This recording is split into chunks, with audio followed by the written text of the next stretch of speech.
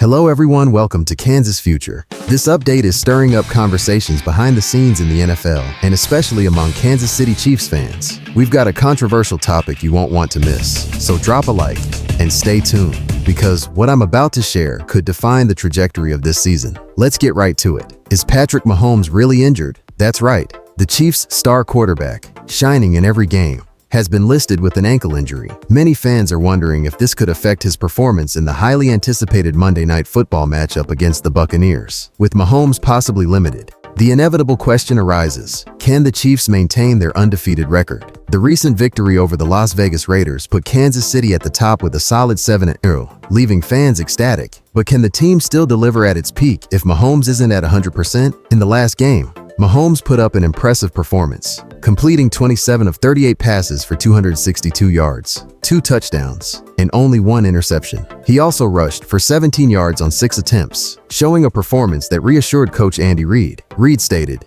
"Pat had a good day. He knew how to move, made plays when needed, and stayed calm under pressure." However, will Reid's calm hold if Mahomes' ankle prevents him from being his usual decisive self? And the concerns don't stop there. In the injury report, besides Mahomes, running back Kareem Hunt is also listed with a quad issue. Other key players like Juju Smith-Schuster and Nazeeh Johnson missed practice, while Trent McDuffie and Mecole Hardman are gradually returning from injuries. But will that be enough to face the Buccaneers offense with full confidence? Here's the question every Chiefs fan needs to consider. Is the team's belief, this almost unbreakable confidence, enough to overcome these adversities? Since the beginning of the season, the team's mental approach has been the defining factor. They believe in the game plan and execute it with precision. But how far can this belief take the Kansas City Chiefs if players' physical condition isn't at its peak? With each game, the Chiefs' mystique of pulling off the perfect play at the right moment only grows. They've undoubtedly been the most mentally resilient team in the NFL. But the showdown against the Buccaneers might be their toughest test yet. Will Mahomes, even with an ankle injury, be able to show his resilience and keep leading the team? This game promises to be a true clash of titans, and any slip-up could be costly. Now, all we can do is follow every update closely and see how Andy Reid handles these challenges as he prepares the team for one of the most anticipated games of the season. Chiefs fans, I have to admit, this situation with Mahomes has me a bit uneasy. Patrick is known for his adaptability and ability to pull off miracles on the field, but an ankle injury is no small issue, especially for a quarterback who relies so much on his mobility. Sure, Andy Reid is a master of tactical adjustments, and the team has depth. But to what extent can we trust that they'll maintain the same level if Mahomes is, say, at 80%? And here's another question. How do you think this belief that the team displays might come into play? Do you think that winning mentality is enough to offset a possible physical limitation? Picture this scenario. Mahomes takes the field on Monday Night Football, but with limited mobility. Do you think the Chiefs will adjust their game plan and rely more on the running game? And who do you think could step up in that case? Maybe Kareem Hunt, even with an injury, could be the difference maker? Or is it time for other players like Juju or Hardman to show their worth? Let's talk about this. What would you do in Andy Reid's shoes? If you want to stay in the loop, make sure you're subscribed to the channel because you don't want to miss what's coming. And don't forget to hit that like button. Here's the good news. Patrick Mahomes is ready to go. After a bit of a scare last week regarding his ankle, our superstar QB is all set to take the field on Monday night. Mahomes practiced fully this week, so Chiefs Kingdom can breathe a sigh of relief knowing the MVP is ready to go. With our undefeated record on the line, we need him at full strength. But here's the catch. He might have to work some magic without a few of his usual weapons. Now for the not-so-good news for our offense. Juju Smith-Schuster is officially out. He's been battling a hamstring injury and wasn't able to practice this week. With Juju out, Mahomes will need to lean even more on DeAndre Hopkins, Travis Kelce, and the rest of the team. But with Tampa Bay's secondary looking a bit worn down, maybe there's a chance for someone else to step up. That is the rookie. A lot of attention on the starting left tackle. Slant right away, complete to Rashee Rice. Moved Rice, comes underneath, and there he goes. Rashee Rice. What do you think? Is it time for Hopkins to really shine? On defense, there are a few more hiccups. We'll be without a couple of key pieces. Linebacker Mike Danna and cornerback Nazeeh Johnson won't play on Monday. Additionally, backups B.J. Thompson and Charles Omenihu on the defensive line are also out, so our depth will be tested. But if there's one thing we've learned about the Chiefs' defense, it's that even when they're down a few guys, they find a way to hold the line. Big credit to Steve Spagnuolo for always pulling the group together. It's going to be all hands on deck. And if you think we have challenges, Tampa Bay is feeling the heat too. Bucs star wide receiver Mike Evans is out with a hamstring issue, while Jalen McMillan and Sterling Shepard are questionable. This means Baker Mayfield will also be without some key targets, which could play right into the Chiefs' hands if our defense can step up and keep the pressure on him. So here we are, just a day away from one of the biggest games of the season so far. The undefeated Chiefs at home in Arrowhead, against a Bucs team hungry to stay competitive in the NFC South. Both sides will have to adapt and overcome key losses, and it all comes down to who adjusts best when the first whistle blows. All right, Chiefs fans, it's your turn. Who do you think needs to step up the most with Juju out? And do you think our defense can shut down Tampa's backup receivers? Let me know in the comments. Now, let's talk about the latest blow to the Chiefs roster as we prepare for our Monday Night Football matchup against the Buccaneers. Patrick Mahomes will be without another offensive lineman for the rest of the season. Head coach Andy Reid confirmed after practice on Friday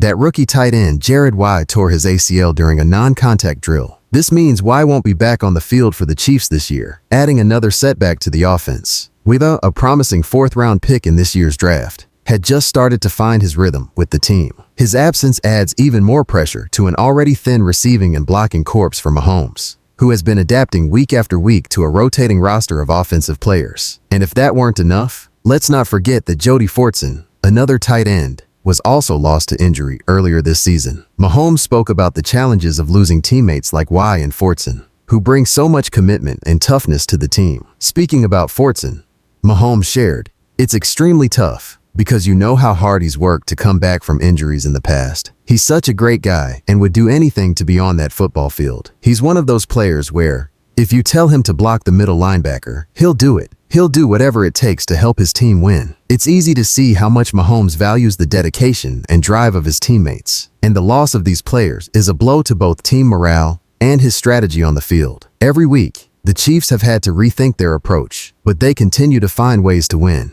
keeping their 7-0 streak alive. So what does this mean when we face Tampa Bay? As we all know, the Bucs have their own injury struggles, but their defense will likely focus on limiting Travis Kelce even more. This opens up opportunities for other players to make a name for themselves, and it'll be interesting to see how Mahomes and Coach Reid adjust. Recently added DeAndre Hopkins could be primed for a breakout game with more targets coming his way. Let's not overlook the opportunity for other young players on the Chiefs roster who could get a chance to prove themselves on the national stage. With Monday Night Football coming up, this will be a true test of the Chiefs' depth and adaptability. Both teams are dealing with injuries, so this matchup could come down to who can adjust better and handle the pressure. All right, Chiefs fans, I want to hear from you. How do you feel about all these injuries? And who do you think will step up for Mahomes and fill the void? Now, with the NFL trade deadline on November 5th just days away, reports suggest GM Brett Veach may be eyeing two more key positions to solidify the roster: wide receiver and cornerback. According to Diana Rossini of The Athletic, the Chiefs are open to adding depth here, but Veach isn't acting out of desperation. After all, the team recently acquired DeAndre Hopkins from the Titans, so any additional moves will be strategic. Starting with wide receiver, Rossini mentioned that the Chiefs might consider another weapon if the right fit comes along. The offense thrives with Hopkins already on reliable mix of targets to keep defenses guessing.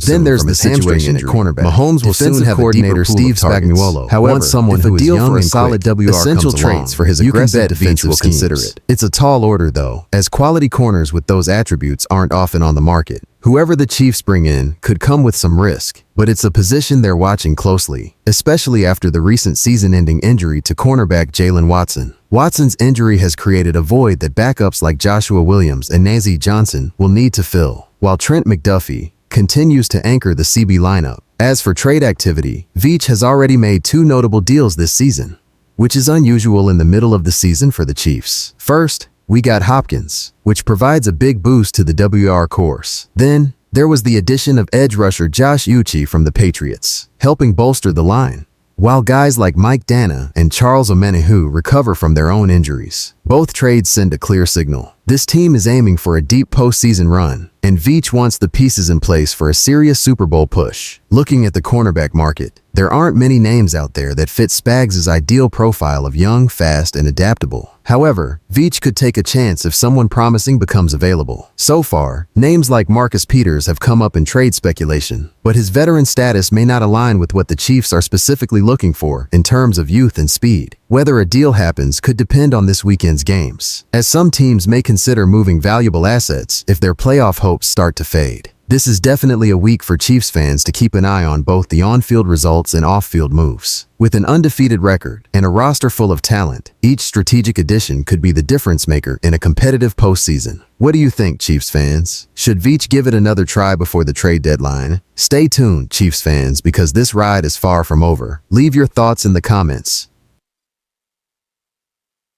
And don't forget to like the video and subscribe to the channel to stay up to date on all the Chiefs news. See you in the next video.